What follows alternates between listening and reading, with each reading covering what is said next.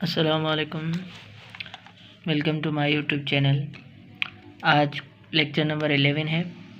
हमने पिछले लेक्चर के अंदर reducible to variable separable equations के मेथड से हमने डिफरेंशियल इक्वेशन सॉल्व किए थे। तो आज हम एक और मेथड डिस्कस करने वाले हैं। तो डिफरेंशियल इक्वेशन को सॉल्व करने के लिए वो है लीनियर डिफरेंशियल इक्वेशन मेथड से।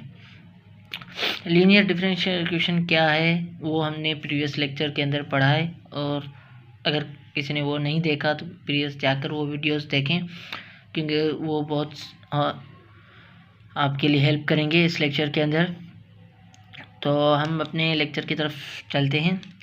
तो सबसे पहले देखें कि मैं फर्स्ट ऑर्डर डिफरेंशियल इक्वेशन का जो फॉर्म है वो बेसिकली क्या फॉर्म होता है। ये वाला कौन सा फॉर्म, ये वाला कि a1x dy/dx प्लस a0ax, और उसका स्टैंडर्ड फॉर्म जो है वो ये है कि dy/dx p of x y is equal to q of x। ये बेसिकली p ऑफ x और f ऑफ x क्या है, ये फंक्शंस हैं हमारे, क्या है ये हमारे फंक्शंस हैं।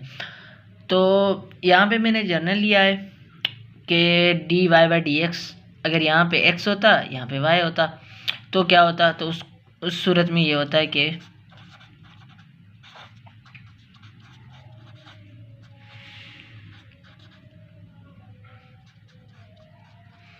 इसका मतलब ये है कि अगर जो हमारे फंक्शन है वो किसके रेस्पेक्ट से होने चाहिए, फंक्शंस जो भी फंक्शन है हमारा, ये फंक्शन है ये हमारे किसके रेस्पेक्ट से होने चाहिए, इंडिपेंडेंट वेरिएबल्स के रेस्पेक्ट से।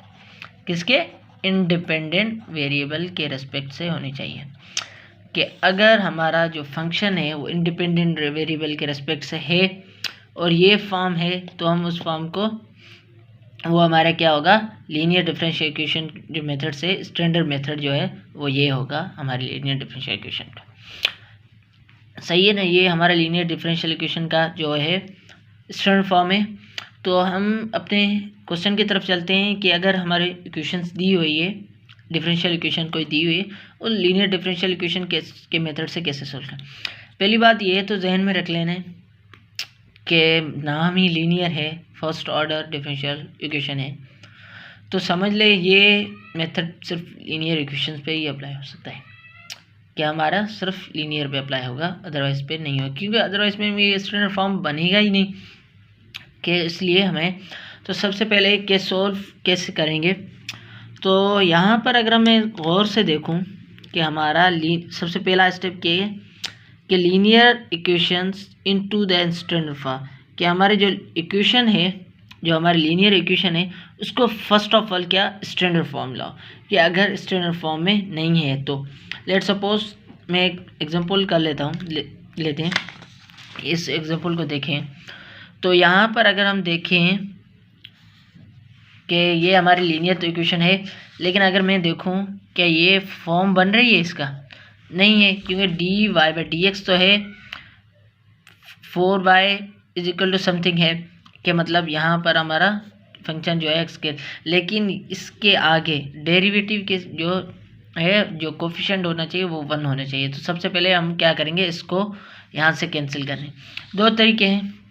यहाँ क्या कर दो, बहुत सारे x को डिवाइड कर दो, यहाँ x को यहाँ इस इक्वेशन से यहाँ से हमें x कॉमन ले, तो हम क्या करते हैं x को डिवाइड कर देते हैं बोथ साइड।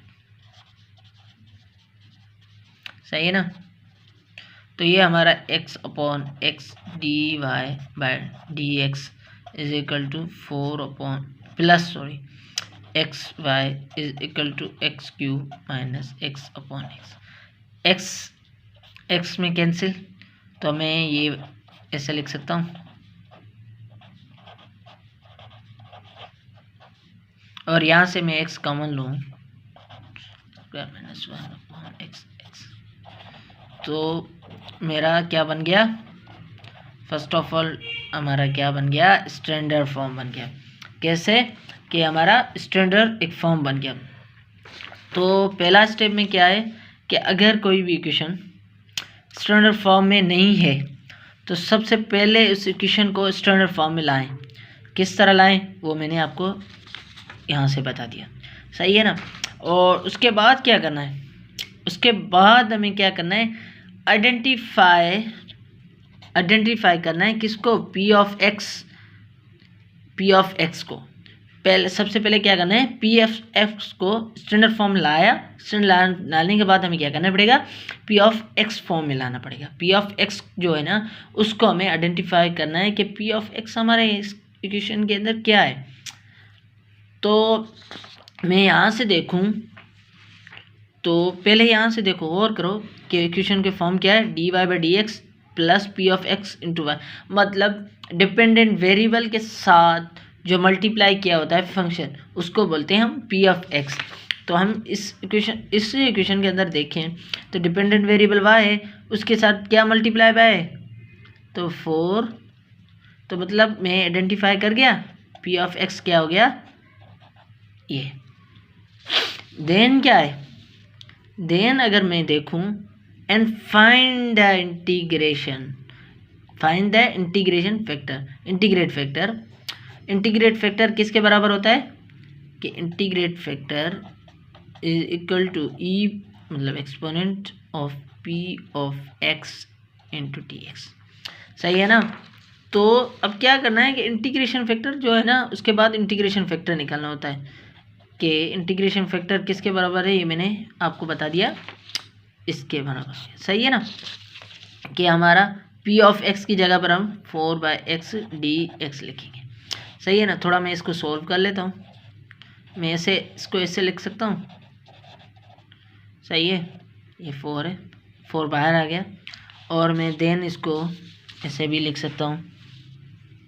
हमें पता है 1/x का इंटीग्रेशन ln x, तो क्या हो गया e⁴ ln x, सही है ना।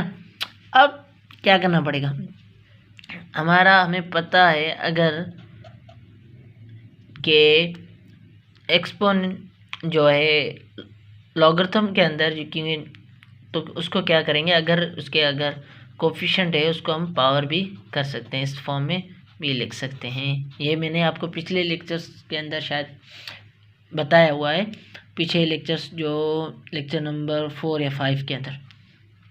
तो मैं इस चीज़ को ऐसे ही लिख सकता हूँ।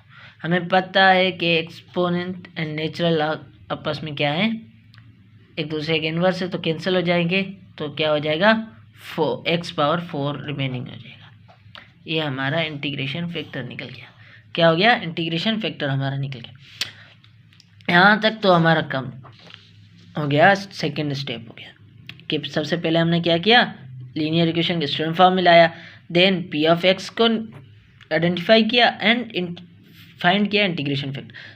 अब तो इंटीग्रेशन फैक्टर फाइंड कर दिया, अब क्या करना पड़ेगा, अब क्या करना पड़ेगा कि multiply both side the standard form equation of the by integration. कि हमारा जो क्या है, हमारा जो हमने अभी इंटीग्रेशन फैक्टर निकाला है उसको क्या करो, मल्टीप्लाई करो जो हमने स्टैंडर्ड फॉर्म ऑफ इक्वेशन बनाई है उसके साथ क्या करो, स्टैंडर्ड फॉर्म ऑफ इक्वेशन के साथ इसको हम क्या कर देते हैं, मल्टीप्लाई। तो मैंने क्या कर दिया, हमारी स्टैंडर्ड फॉर्म इक्वेशन कौन सी बनी, ये वाली स्टैंडर्ड फॉर्म कौन सी बनी, ये वाली। तो मेरे dy bye dx plus 4xy के साथ भी 4x² के साथ भी x⁴ मैंने मल्टीप्लाई कर दिया। अब हम क्या करते हैं, थोड़ा आगे सिंप्लीफाई कर लेता हूँ, मैं ऐसे भी लिख सकता हूँ क्योंकि ये x³ बन जाए, x कैंसिल हो जाएगा, इसको मैं ऐसे भी लिख सकता हूँ। चलो ये भी अच्छा बात हो गया, ये भी अच्छी बात हो गई, यहाँ तक का मैं तो क्लियर हो गया होगा। देन क्या है कि the left side of the resulting equation, जो हमारी लेफ्ट साइड इक्वेशन है रिजल्टिंग कौन सी इक्वेशन, ये वाली, is automatically the derivative of the product of the integration factor and y. कि जो automatically the derivative of the product of the integration factor and y, कि ये जो है हमारी ये वाला कि ये क्या बन जाएगा कि ऑटोमेटिकली डेरिवेटिव वाई इसका बन जाएगा हमारा integration factor n to y का। इस चीज़ को मैं ऐसे, इसका मतलब क्या कि मैं इसी चीज़ को इस फॉर्म में भी लिख सकता हूँ। क्यों? क्योंकि डेरिवेटिव का जो फार्मूला है ना u इंटू वी वाले फार्मूले से अगर मैं ओपन करूँ तो ये दोबारा ये फॉर्म बन जाएगा। तो जो स्टेप है तो ये क्या कर रहा है, हमने इंटीग्रेशन फैक्टर को मल्टीप्लाई कर दिया, देन क्या क्या जो हमारा रिजल्टेंट लेफ्ट हैंड साइड है, हमारे लेफ्ट हैंड साइड है जो रिजल्टेंट इक्वेशन की, वो ऑटोमेटिकली क्या हो जाएगी, product of the integration factor the derivative के जो डेरिवेटिव के प्रोडक्ट बन जाएगा। अब तो यहाँ तक तो हो गया हमारे। देन हमें क्या करना पड़ेगा, integration both side of last equation and solve the first, and then क्या करना है कि इंटीग्रेट करना है बोथ साइड लास्ट, जो हमारा लास्ट इक्वेशन मतलब ये वाला फॉर्म, ये वाली जो इक्वेशन बनी है ना इसके हमें करना है इंटीग्रेशन। तो हमने क्या किया, इसको हमने कर दिया इंटीग्रेशन। अब हमें पता है इंटीग्रेशन और डेरिवेटिव, तो यहाँ पे अगर देखें कि बोल रहा है कि इंटीग्रेट बोथ साइड तो कर दिया, उसके बाद क्या कर रहा है, सोल्व फॉर वाई, मतलब वाई के रेस्पेक्ट। क्यों वाई के रेस्पेक्ट से, क्यों, ये बात भी पूछने की लायक है, समझने की लायक है। वो ये कि हमारा जो डिपेंडेंट वेरिएबल है, जो भी डिपेंडेंट वेरिएबल होगा उसके रेस्पेक्ट से हमें सोल्व करना पड़ेगा, सही है ना। तो हम यहाँ पर क्या कर देते हैं, सोल्व इंटीग्रेशन, हमें पता है इंटीग्रेशन और डेरिवेटिव आपस में एक दूसरे के इनवर्स हैं, तो ये आपस में कैंसिल, मीनिंग यहाँ पे क्या ये, और यहाँ पे क्या बन जाएगा, अलग अलग मैं इंटीग्रेशन अप्लाई कर देता हूँ, मैं क्या कर देता हूँ, अलग अलग इंटीग्रेशन अप्लाई कर देता हूँ। तो ये बन जाएगा x⁻7 minus x⁻5 plus c। तो मैं इसी चीज़ को मैं y के हिसाब से रेस्पेक्ट सॉल्व कर रहा हूँ, तो मैं इस चीज़ को ऐसे भी लिख सकता हूँ,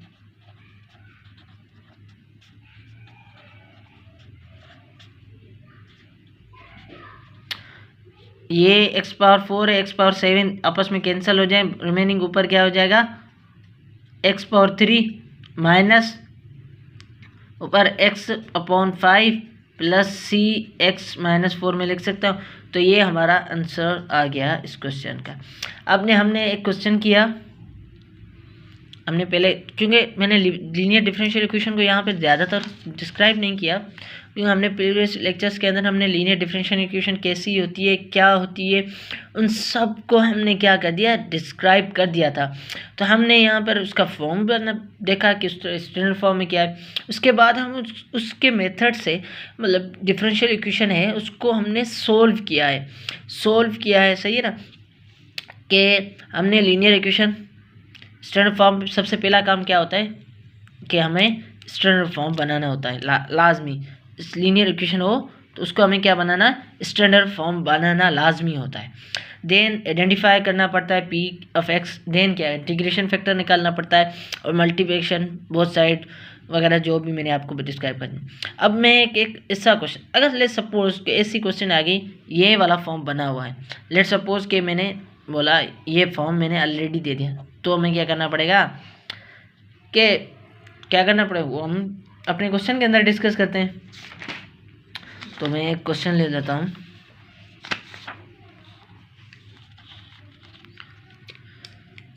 क्वेश्चन है dy/dx minus 3y = 6।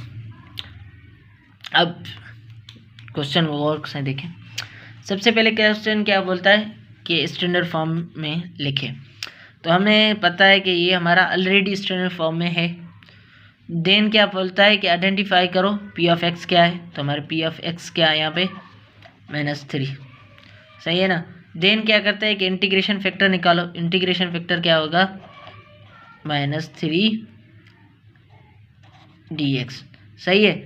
Then integration 3x, और देन क्या करना पड़ता है, उसके बाद हमें क्या करना पड़ेगा कि इस फैक्टर को इस इक्वेशन से मल्टीप्लाई करना पड़ेगा बोथ साइड। तो ये क्या बन गया 3x dy by d x minus 3e minus 3x y is equal to 6e minus 3x। Then क्या, देन कंडीशन ये थी कि ये ऑटोमेटिकली क्या हो जाएगा, राइट लेफ्ट साइड क्या हो जाएगा, ऑटोमेटिकली क्या हो जाएगा, derivative of the product, derivative of product किसका, y का, मतलब जो independent variable and integrate factor, सही है ना, बन जाएगा। तो अब उसके बाद हम क्या करेंगे, बोथ साइड इंटीग्रेशन करेंगे और हम उसके बाद क्या करेंगे, सॉल्व करेंगे। हमें पता है ये आपस में कैंसिल, रिमेनिंग क्या 3x is equal to 6e power minus 3x upon minus 3 में कैंसिल और ये प्लस c, सही है। तो यहाँ पे क्या बन जाएगा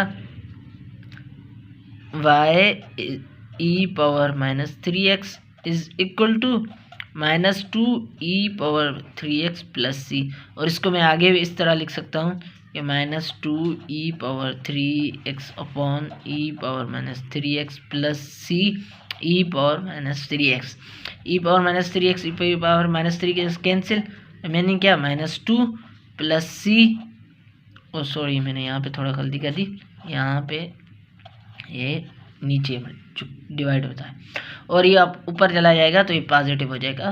तो ये हमारा क्या हो गया, यहाँ पर आंसर आ गया। तो हमने 2 क्वेश्चन किए, एक तो बिल्कुल इजी था, एक थोड़ा डिफिकल्ट था। तो हम अपने एक और क्वेश्चन कर लेते हैं इससे रिलेटेड, ताकि हमें थोड़ा कॉन्सेप्ट क्लियर हो जाए, सही है ना। तो हम उस क्वेश्चन की तरफ चलते हैं।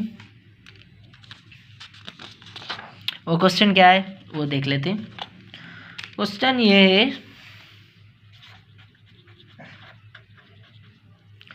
कि cos x dy by d x plus sine x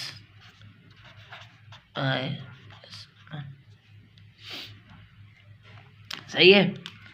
अब यहाँ पे देखें, सबसे पहला काम क्या होता है, लीनियर डिफरेंशियल इक्वेशन सॉल्व करने के मेथड के लिए स्टैंडर्ड फॉर्म मिलाएं। तो स्टैंडर्ड फॉर्म लाने के लिए क्या करेंगे, cos x को बोथ साइड्स मल्टीप्लाई कर देंगे, cos x को बोथ साइड्स डिवाइड कर देंगे। तो ये cos x dy by d x upon cos x plus sine x upon cos x y is equal to 1 upon cos, सही है। ये कैंसिल, तो dy बाई डी एक्स 1 होता है, 1 लिखें या ना लिखें, हमें पता है साइन अपॉन cos किसके बराबर होता है, ये ट्रिग्नोमेट्री किसके, tan के। तो ये क्या हो जाएगा tan x y is equal, और 1 अपॉन cos किसके बराबर है, मैंने पीछे लेक्चर्स के अंदर बताया था किसके, sec के बराबर है, और यहाँ पे x के है तो ये लिखा हुआ है तो इसलिए हमने x लिख लिया। देन हमें क्या करना पड़ता है, आइडेंटिफाई p ऑफ x हमारा क्या है, यहाँ पर p ऑफ x हमारा क्या है, यहाँ पे ये है p ऑफ x, सही है ना। तो यहाँ पे p ऑफ x ये है, तो हमें क्या करना है, देन क्या करना है, इंटीग्रेट फैक्टर निकालना पड़ता है। मैंने यहाँ पे थोड़ा बड़ा लिखा है ताकि हमें थोड़ा क्लियर, और यहाँ पे एक और आइडेंटिटीज आ गई, मतलब इंटीग्रेशन निकालना है कि tan x का हम कैसे इंटीग्रेशन निकालेंगे भाई। यहाँ पे फार्मूला है, वो फार्मूला ये है, e के इंटीग्रेशन क्या होगा, ln cos x बनेगा, क्या बनेगा, ln cos, tan x का डेरिवेटिव इंटीग्रेशन क्या होगा, माइनस ln cos x। और मैंने अभी बताया कि ऐसे कोई फॉर्म होगा तो हम उसको इस फॉर्म में भी लिख सकते हैं, एक्सपोनेंट और लॉग आपस में कैंसिल, रिमेनिंग क्या cos x एक्सपोनेंट, सही है। और देन हमें क्या करना पड़ेगा, और इसी चीज़ को मैं ऐसे भी लिख सकता हूँ कि 1 बाय कॉस एक्स, और 1/cos किसके बराबर है, सेक एक्स के। सही है।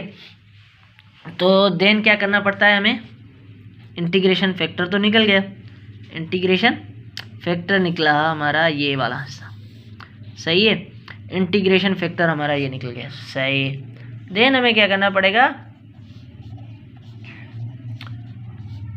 देन हमें ये करना पड़ेगा कि जो इंटीग्रेशन फैक्टर आया है ये हमें इक्वेशन जो गिवन है उसमें जो हमने स्टैंडर्ड फॉर्म बनाई उसके साथ हमें मल्टीप्लाई, ये मैंने 1 दे दिया ताकि हमें सही समझ में आ जाए, मल्टीप्लाई कर देंगे तो ये बन जाएगा sec x d by t x y plus sec x tan x y is equal to sec into sec. सही है। इसी को मैं थोड़ा आगे से लिख लेता हूँ, d y by d x plus sec x tan x y is equal to sec square x.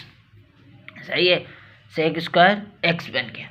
और उसके बाद हमें क्या करना पड़ेगा, मैंने बोला ये ऑटोमेटिकली क्या हो जाएगा, राइट साइड लेफ्ट साइड क्या हो जाएगा, ऑटोमेटिकली हमारे क्या हो जाएगा कि जो इंटीग्रेशन, जो इंटीग्रेट फैक्टर और जो हमारा डिपेंडेंट वेरिएबल है उन दोनों का क्या हो जाए, मल्टीप्लाई बाय आपस में होके डेरिवेटिव हो जाएगा वो ऑटोमेटिकली, कि मैं इस फॉर्म को ऐसे भी लिख सकता हूँ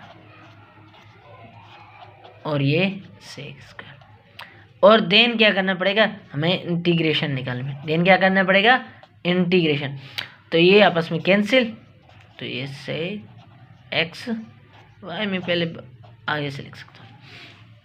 और हमने पढ़ा है सेक स्क्वायर का इंटीग्रेशन क्या होगा, 10 होगा है 10। ये भी आइडेंटिटी याद रखना, क्या बनेगा, सेक स्क्वायर का इंटीग्रेशन 10x। तो मैं इस चीज़ को ऐसे भी लिख सकता हूँ, कैसे, 10x upon sec x plus c sec. और इसको थोड़ा आगे भी मैं सॉल्व कर सकता हूँ, कैसे, sine x upon cos x, और सेक को मैं ऐसे भी लिख सकता हूँ, कॉस प्लस से सी कॉस एक्स। कॉस एक्स में कैंसिल, यानी साइन एक्स प्लस सी कॉस एक्स। सही है। तो हमारा ये इस क्वेश्चन का आंसर आ गया। तो हमने अभी तक कितने क्वेश्चन किए, 3 क्वेश्चन किए, तीनों के तीनों हमने क्या किए, डिफरेंस क्वेश्चन किए, ताकि हमें क्वेश्चंस को इजीली हम क्या कर सकते हैं, समझ सकें कि किस तरह हम क्वेश्चन को सॉल्व कर रहे हैं और किस तरह हम उसी को आइडेंटिफाई कर रहे हैं। तो हम यहाँ पे हमारा तकरीबन ये लेक्चर्स एंड हो चुका है और इस लेक्चर्स को हम यहाँ पे करते हैं एंड। तो आज हमने एक और मेथड पढ़ा डिफरेंशियल इक्वेशंस को सॉल्व करने का, वो मेथड था लीनियर डिफरेंशियल इक्वेशन। लेकिन ये लीनियर डिफरेंशियल इक्वेशंस हम, क्या ये भी क्वेश्चन आ रहा है ना कि आपको, क्या हम सारे लीनियर डिफरेंशियल इक्वेशन को वेरिएबल सेपरेबल पे अप्लाई कर सकते हैं, वेरिएबल सेपरेबल से इक्वेशन जो सॉल्व की उसकी, हाँ कुछ पे कर सकते हैं, सारी पे नहीं कर सकते, क्योंकि जो हमने वेरिएबल सेपरेबल किया था ना वो हमारी लीनियर पे भी अप्लाई हो रहा था, लीनियर इक्वेशन होती है उस पर भी अप्लाई होता है, जो भी अगर लीनियर इक्वेशन होंगी उस पर तो ये अप्लाई होगा, लेकिन वो जो नॉन लीनियर इक्वेशन होंगी उस पर तो नहीं अप्लाई होगा ना।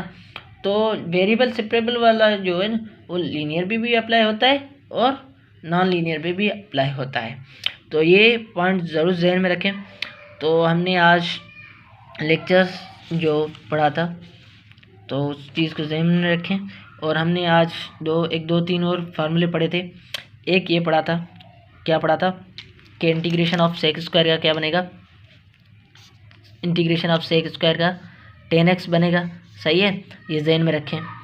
और देन हमने क्या पढ़ा था आज, कोई ऐसी फार्मूले जो हमने पढ़ा हो, तो हमने आज सिर्फ यही क्वेश्चन, यही एक फार्मूला न्यू आया था जो हमने पढ़ा था। तो यहाँ पे हम कर देते हैं अपना लेक्चर एंड। अल्लाह हाफिज़।